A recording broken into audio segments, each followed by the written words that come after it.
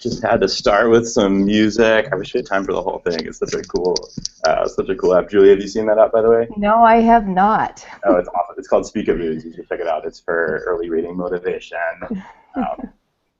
Just had to kick it off with some music Saturday morning.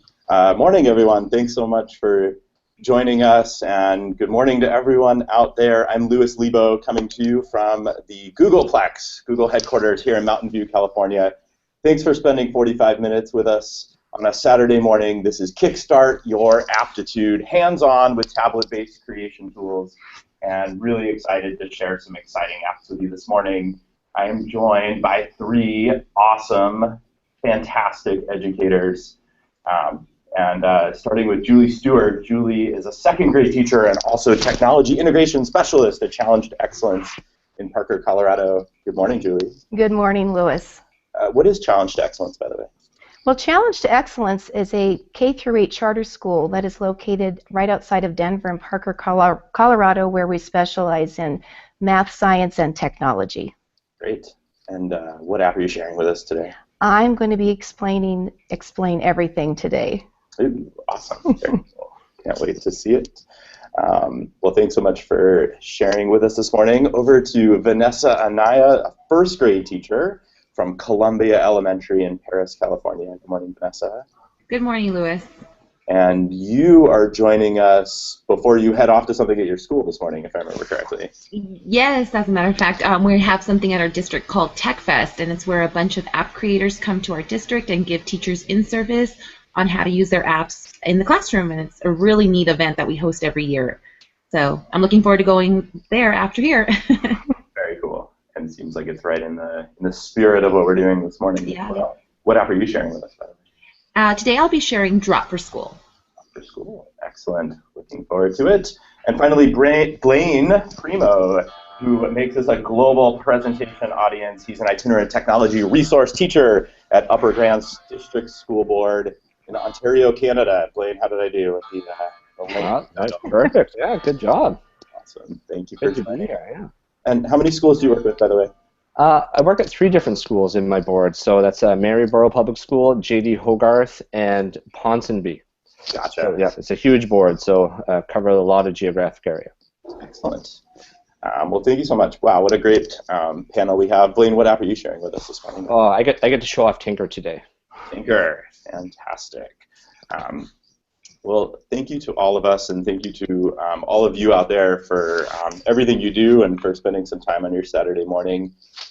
I mentioned we're focusing on creation tools this morning, and I was thinking on the way in this morning, about 12 years ago, my first year teaching, I was a 7th and 8th grade middle school math teacher in Phoenix. It was right at the very end of the school year that we were coming to. State tests were over, and I would always have my students do a big project at the end of the year.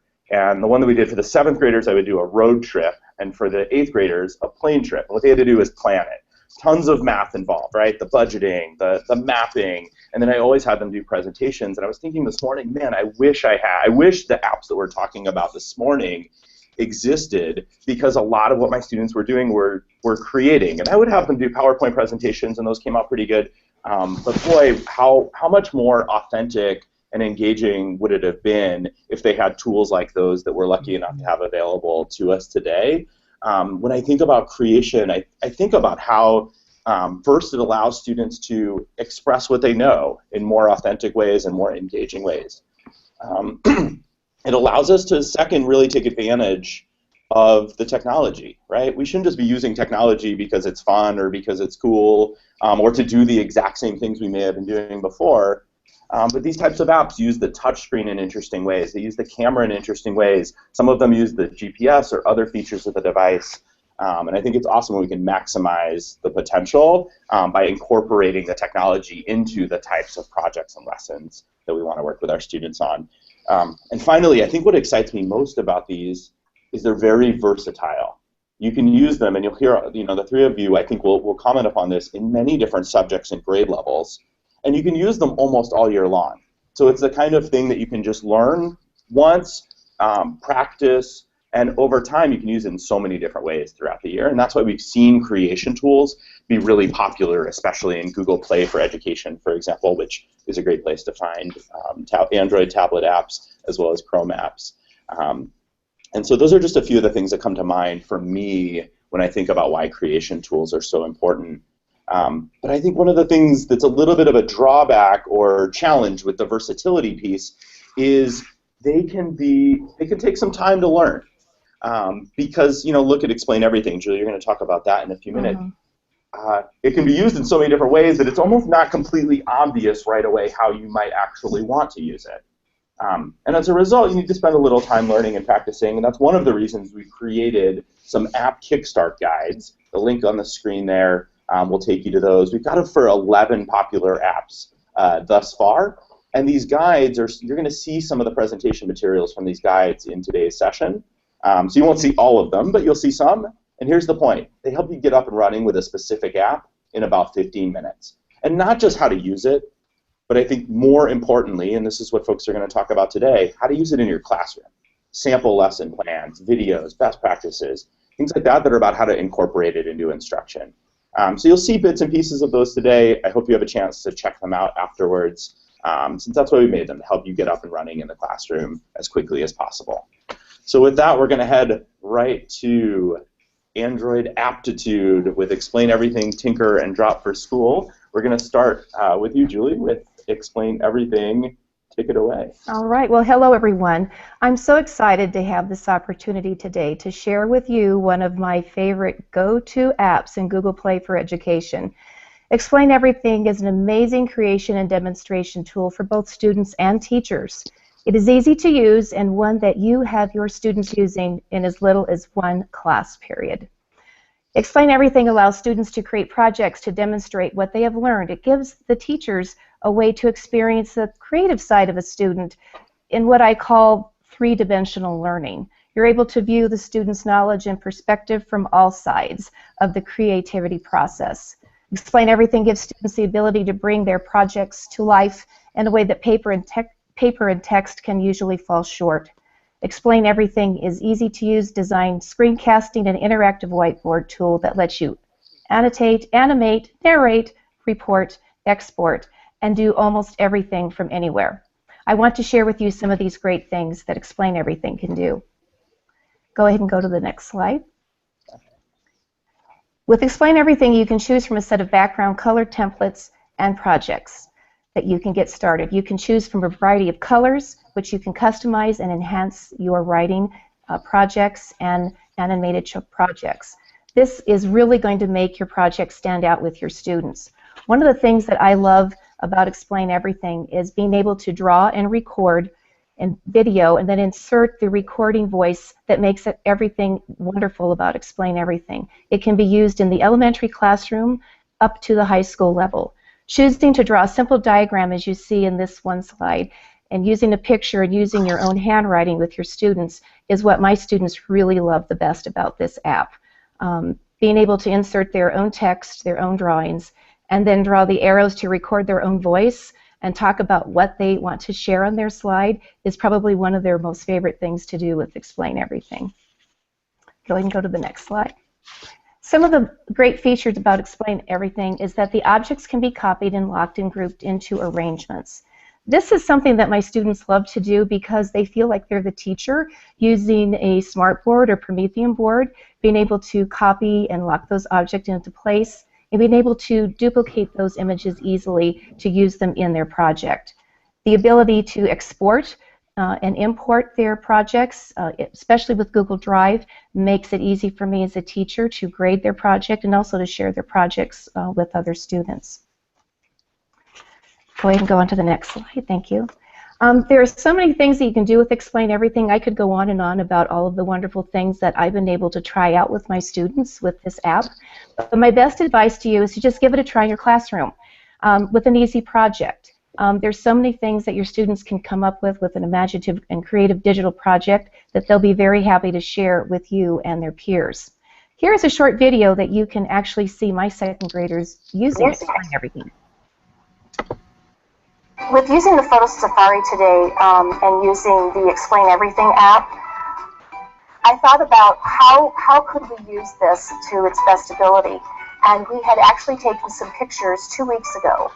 And so I thought, what a great opportunity to use this brand new app and go out today, take another photo safari, and then compare and contrast those two sessions. Today, we are going to go and take pictures again and compare them to what we took 2 weeks ago. So we should be seeing some flowers, some leaves on trees, maybe some flowers on some bushes. It's your job to go out there today and take those pictures.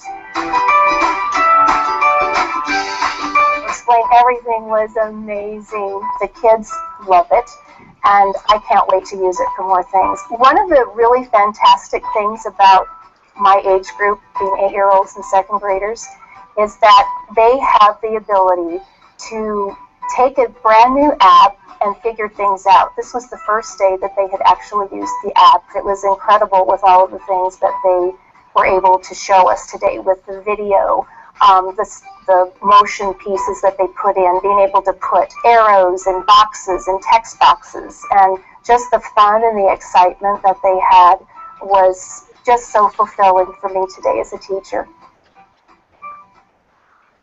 So that is just one simple assignment that my students were able to do for the very first time using Explain Everything. They were introduced to the app that day, and they were able to put their project together in one class period. Go ahead and go on to the next slide. Something as simple as going outside and taking pictures of plants and then being able to explain the change of the life cycle, like I said, is something that you can do in your own classroom and incorporate other things from your curriculum and allow your students to use their creativity. This is just one example, but some of other examples that you might do is maybe use planets in the solar system, being able to write a story and then making an audio book out of it. My students love to do that. Describing the continents and things around Earth as far as the oceans, using it in grammar to explain how to digraph a sentence. And actually, my kids love using it to use it in a math problem, being able to add illustrations and explain it as they go along. So these are just a few simple things that you could incorporate into your lessons. Go ahead and go on to the next slide, please. So here's an example. Kids can use a colored background. They can choose to use arrows and diagrams and put in text boxes, even a laser pointer and icons, and then record that project to give it that three-dimensional learning that I spoke about earlier. It kind of brings us into the 21st century model learners that we need to have for our students in our classrooms today. So Explain Everything truly lets our students be creative in showing what they know and making them excited to learn and share in a unique way that truly is their own. In closing, on the last slide, if we can go ahead and go and jump to the next one. I can tell you that the best way to use Explain Everything is to just let your kids use it and test out the basic functions and just let them try it. It's the best way to learn how to use an app is to let them cut loose and use it. They might even find a function that you may have overlooked when you first started using the app. What you need to do is look at your objectives, find out how you want to use your app in your project, and Explain Everything is an easy one to use. Decide what your pre-project and your post-project should look like during the process of using Explain Everything, and then what other resources might you need. One of the things that I love about Explain Everything is that you have the ability for the students to be able to use Google Drive, and sharing that project with me and then with other students makes it such a great creativity tool. I want to thank you today for letting me share this app with you. I could go on, but I know that when you try this app out, you are going to love to see how easy it is to use. It's a tool that has allowed me to be a better teacher and allow my students to be a better creator. Thank you so much. Great, thanks so much, Julie. That was a fantastic intro to Explain Everything. If those of you out there have questions for Julie, please add them to the Q&A section in the live stream. We'll definitely be keeping an eye on those and save a bunch of time at the end for questions. For sure, I see we have quite the audience rolling in. We've got Iowa, we've got Iceland, we've got Toronto, Canada. So keep them coming. And for the person that asked in the in the Q&A there. We'll definitely be posting the slides in the Google Drive folder for this session as soon as I possibly can right after the session. We'll definitely post them there. You'll also be able to find a recording of the session. Thank you, Julie. With that, we head back to Blayne, who's going to tell us about Tynker. Blayne, take it away. Yeah, perfect. So yeah, I'm really excited to give you a tour of the Tynker app today. I absolutely love this app. You know, about 10 months ago, I didn't really know much about coding. It was only through the hour of code in Tynker that I got my feet wet and jumped into the coding world. And the great thing about this app is it's an app that lets you explore everything you need to do with coding. Next slide, please. So what is Tynker? Tynker is a very well thought out and robust app that can introduce kids to block coding. It has a game-based approach that kids love. It's engaging for students while also providing them with different avenues to create their own content or to even debug code. Next slide, please. So I did a lot of hour of code in my schools, and after doing a session in a classroom, the teacher would often ask, where do I go next? And because I didn't have the experience, I didn't know where to go with that answer. So I looked around and searched my Twitter network, and I found this, a coding continuum. And the great thing about this continuum is that Tynker hits most of the nodes on this continuum. So in this continuum, you start with block coding, where students learn through games. Then you move on to open space coding, where students create, their own games, their own interactive stories using block coding. And then into syntax coding, where students create using a written code. And finally into collaborative coding, where they're working together and they're evaluating each other's codes, and they are, giving suggestions or tweaking or debugging. And the great thing about Tynker is that it hits 3 out of 4 of these nodes all in one app, so it's great. Next slide, please. So at a glance, what you see here is you see what Tynker has to offer when it comes to the game-based introductions. And all of these games hook students into coding. So Cody's Quest there is what comes free with the app. Everything else is free except for the 3 you see on the right, and there's tons more as we go through the presentation. And to tell you the truth, they're not very expensive. I think they were $5 Canadian for the bundle, which I think is what, like $1.50 American or something like that. But it's not very expensive. But what's great about these is I've also given suggestions at the bottom for grade levels they could apply to. And they're great for as early as kindergarten. That's what I love about this app.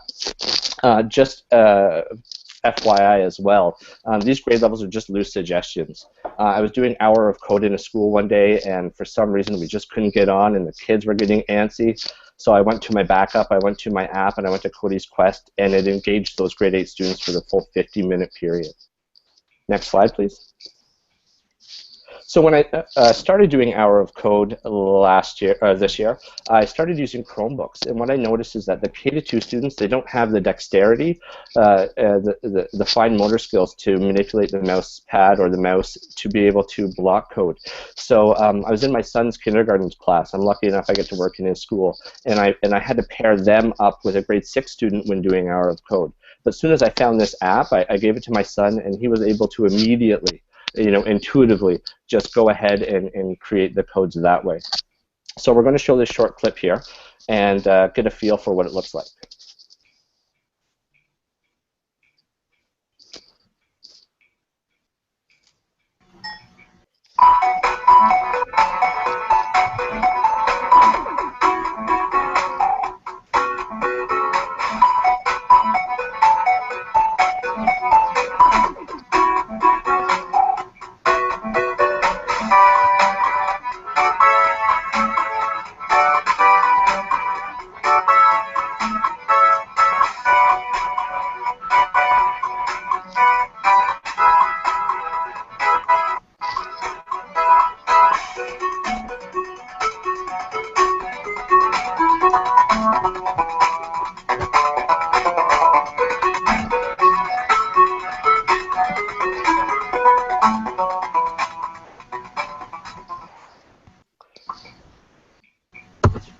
just a couple highlights there that I want to just point out that make this app really robust app is one, it starts them off with limited code, so they're not overwhelmed, they're not confused.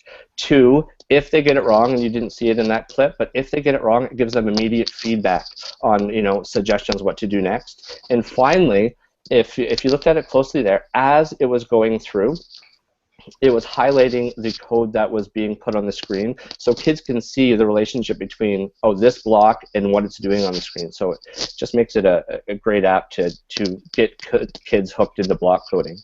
Next slide, please. So 3 out of go back one. 3 out of the 4 there were very linear in the way they worked out. So they're great for kids to get them interested. This is a little different. This is why I put this at a higher grade level, is because it involves more of the math that would be used at higher grades with angles, and it more quickly gets into the tougher logic of coding when it comes to if-then statements and repeats. So this is Laser Racer. It's also there as a part of the game-based play. Next slide. So after your students are comfortable manipulating the blocks, you move on to the next stage of coding, which is open source coding. The thing I love about Tynker in this is that it has that walled garden feel for teachers. There's not so much code that it's overwhelming, but there's enough code that they can create whatever they need. So in this pic, I've shown what a student has done. They have taken some blocks from the fantasy theme, and they have then coded those to be piano keys. So you're only limited by your imagination. Next slide. Here's a slide with just to give you a little sneak peek on the samples of code that are available for students. They can manipulate motion, the looks, the sounds, how characters interact. But I wanted to show this slide for this reason. You get to see how intuitive block coding is for students. Obviously, the nubs fit into the nub holes. There's that relationship between Lego and block coding there for students. And also, you can see that if it's a square code, then that will fit in somewhere into where the white blocks are. So it's very intuitive for students. And what I found is after that game-based introduction, they had enough sense that they could just go ahead and start creating by themselves. Next slide, please. So what can you do in your classroom? Well, when they're doing that open source coding, what I did was I moved them along with coding club challenges. So I'd ask them to get their sprite to move in any direction, make their sprite bigger or smaller depending on the Y coordinate, or even creating an event when the sprites touch. I also have developed, and there's links to the challenges there, but I also developed a couple 3-part math lessons. And that math lesson in that link is to get your sprite to do a dance using repeating patterns. It would be great for K to 4 for sure. And lastly, what's really neat is students can also create their own interactive stories that dip into the content areas. So in this picture, I created something where students could click on a sprite and then it would give them content. So this was a health lesson about bullying and safe relationships. Next slide, please. And the last part of the coding continuum is the problem solving, the collaborative coding. And the great thing is that it's right in this app. It's already built in. So Tynker has a couple different games where students can then get in there and they can play a game, and then there'll be a problem, and there'll be a problem they have to solve. So it's all there for the students. Next slide, please. So the great thing is, and this is why I suggested to all the teachers, is that it's all there. You go there, you can introduce them to coding, they can create their own content, and then they can problem solve around the codes they've created. As a teacher just being introduced to coding, it's great to have one place where you can go and you can get confident and comfortable, and you can build that competency in your students, and this is where it can go. So thanks, guys. All right, thanks, Blayne. That was excellent. And I particularly love how you ended with, talking about how it integrates with other subjects, because I think that was my first instinct when I saw Tynker, which is like, wow, this is really cool, this is awesome, but what if, how do I incorporate that into science, or how do I incorporate that in, history? And it turns out there's lots of great ways. We've got lots of links to examples that we'll put in the presentation, so we'll definitely post those after so that folks have access. And keep those questions coming. If others have questions for Blayne, Julie, or Vanessa, please start adding to the Q&A. We'll have plenty of time for that here at the end. So thank you, Blayne. We head next to Vanessa, who's going to talk to us about Drawp for School. Vanessa, take it away. Hello, everyone. My name is Vanessa again, and I'm going to be presenting my app of choice, which is Drawp for School.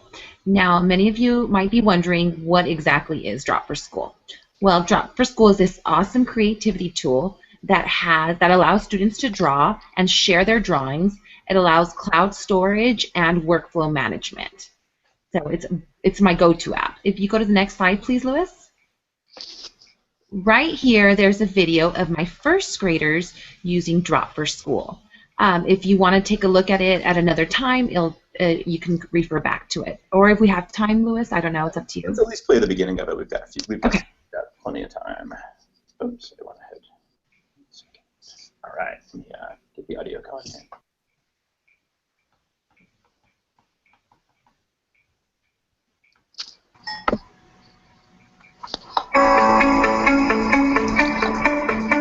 Drawp for School is an app that combines creation and collaboration. It's the first app that has a built-in sharing platform.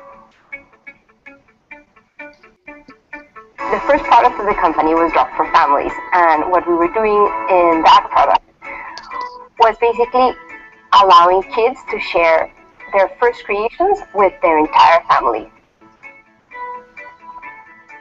The essence of Drawp for School is how do you bring out and leverage all of the exciting tools of digital creation, but make it as intuitive as paper.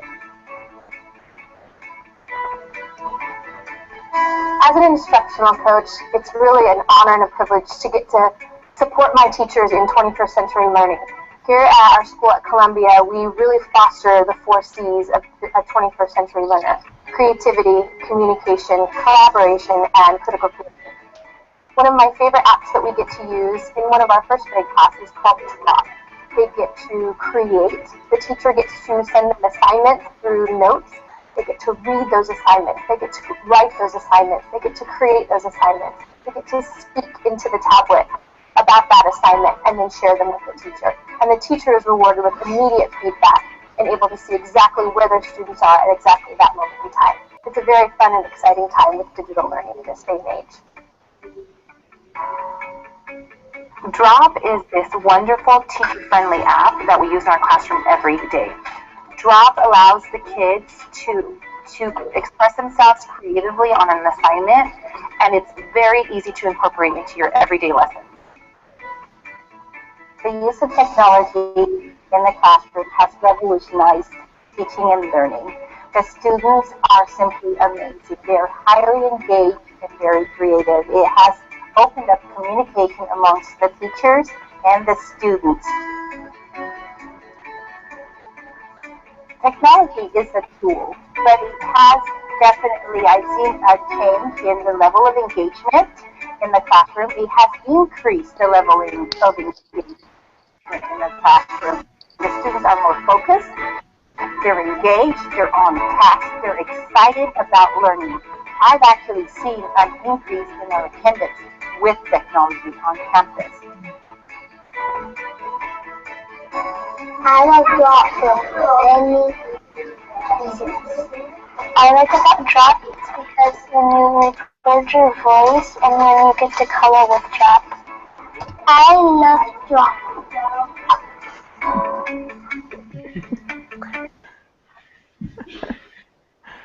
So right there you were able to see the neat things that kids can do on Drawp. If you go to the next slide, right here on Drawp you can see that teachers can manage their class from their device.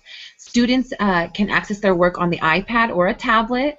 The kids are allowed to drop with tons of paints to choose from and fun little stickers that they can add to their drawing. They can add a voice sticker to add a little bit more oomph to their project. They can access photos or take photos. The fun part of it is that if they didn't finish an assignment, they can access it from their home. And Drawp organizes all the student work by assignment and by class. And like they said at the end, you can see all submitted work and comment on the work that students have submitted in case they didn't finish it. And you could send it back to them as a teacher so that they can finish up their assignment. If you can go to the next slide, please. Right here, I love that Drawp allows students to log in quickly, and I, as a teacher, can create their passwords, very simple passwords like 123. Drawp is easy to incorporate, like I said, into your everyday lesson plans. I personally use it for every assignment or every subject. And again, it has a note section where the teacher adds directions for the kids to refer back during their assignment. And here I give some examples of how I use it in my classroom. Because as a teacher, we know we get an app and then we're like, okay, now what do we do with it? Well, here's my examples. Reading comprehension, students can learn about the story elements. And my students were able to upload a graphic organizer and put in the characters, the setting, the problem, and the solution.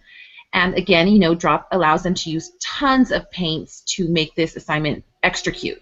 You can go to the next slide, please. As teachers, I know we all have to work on fluency or phonics, and it's really tough to get to every day. I know I feel the guilt as a teacher when I can't pull a student back for their fluency check. Well, with Drawp, it allows me to do that every day and not have that teacher guilt. So what I do is I upload a canvas with their phonics story, and then students highlight the skill for that week, and then with the voice sticker, it gives them exactly 1 minute, and they read into it, it bings, they mark off where they left off, and they send it to me, and I get to see that they actually did their work for that day.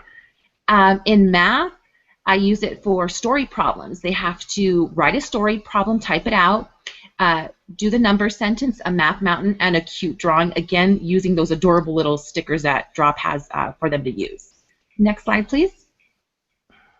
In science, we just finished up a unit on the planets, and they were able to draw, label, and record one fact about each planet.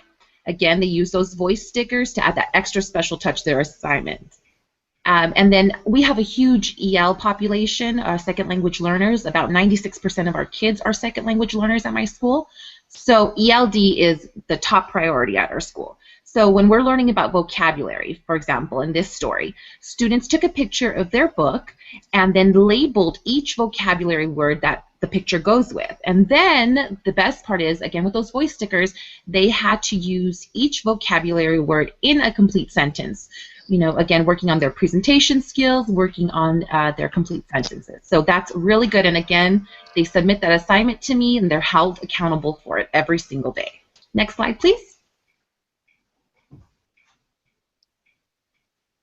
And in writing, currently we're using Step Up to Writing in my district, so students can write an informational paragraph and then they have to type it out and illustrate it using the paints. And again, you can add the voice stickers where they have to read their whole paragraph, and the best part is if you do add the voice sticker, they hear it and they could see, oh, I left out that word, and they could go back and type it in. The bonus, you don't waste any paper, because I know as teachers our paper is very valuable to us. The best part at the bottom is the teacher gets to see and comment on all submitted work. Right here, I'm able to see all my students that they turned in their assignment, and if, for example, Johnny didn't, I could comment back to him saying, you know, finish this up and send it back. So again, I invite you all to use Drawp. It's my app of choice. I absolutely love it, and as you heard my students say, they love it too. They think they're drawing the entire time, so give it a try. Awesome. Nothing better than a video with students expressing how much they love something. That's great. Thank you so much, Vanessa. No problem. So we've talked a little bit about Explain Everything, Tynker, Drawp for School. We've got plenty of time for questions. I'll take a look at the Q&A stream in a moment, but please feel free to keep adding some questions in there. You may be wondering, where can I get these apps? Plenty of places. So Google Play is definitely a place if you have Android devices. That would be a place, or if your school signed up for Google Play for Education, that of course is our storefront designed for educators to access amazing educational content, both for Android devices and for Chrome. If you have Chromebooks, actually 2 of these work great on Chromebooks. So Tynker works fantastically on Chromebooks and it's very popular. Drawp for School also recently made available a version for Chromebooks. Works well on any Chromebook, but it'll work especially well on touchscreen Chromebooks, which I think we might have seen a student in the video doing there. So definitely check those out. Of course, these apps are available for other platforms as well. And I think here's a question that I have for the 3 of you is, you know, what's your tip for getting started? I mean, with anything like this where you maybe haven't experienced it before, you haven't tried it before, how do you yourself get started with learning apps like these? I think for me it was totally student voice and student so I did Hour of Code, and then they loved it so much it was finding an avenue for them to keep exploring, and since tablets and iPads are such a big resource in schools, it was finding something that they could use there. Gotcha. I know for myself. Go ahead, Vanessa. Sorry. I know for myself, I just kind of thought, what can make my life a little bit easier as a teacher? I didn't want to add to my workload, so I kind of, looked at what my students were doing and saw, okay, we love to draw, we love to use paint, even though as a teacher I'm always terrified of painting. So I thought, okay, what can I combine that uses kind of all of this? And so I kind of stumbled upon Drawp for school, and with Drawp, the kids, their first assignment was just to draw a beautiful picture for me. And from there, it just took off. So something that just made my life as a teacher easier. Well, and with Explain Everything and any new app that I try out, I get a lot of information and requests from students to try and find an app for something that they want to do as far as a creation tool. So I take their things that they have in their minds, and I try and find an app that will make those things come to life for their projects. And Julie, if people are looking to connect with other educators that may be interested in apps along these lines, do you happen to have any communities that they might be able to check out? Well, I think I have a really good community that they could join. I have a Google Play for Education community that is growing quite rapidly. And it's a great place for educators to come together and get ideas and throw different apps and Chrome extensions off each other to see what works best in the classroom, and really to also showcase what you're doing in your class, because that's where I find a lot of good ideas for my own classroom, is from the Google Play for Education G+ community. And where do people find that? On Google+. And they can just go on and search for Google. Yes, they can go Play for Education. It should come right up. It's up to, thousands and thousands of members now. We are approaching, I think, about 7,000. It's grown quite a bit. Great. And that's a great place just for people to share ideas or even ask, very super technical questions or, questions about how to do it. It's a really great place to go if you are having problems with anything.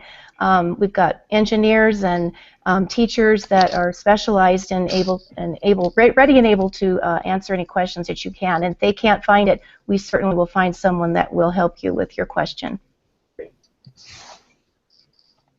Blayne, I saw a question that you responded to in the stream in terms of Tynker and similarities to Scratch. Do you want to expand on that at all? Oh, they're very similar programs. So they're both using, instead of like a syntax language, they're using block codes to then build together to create your content.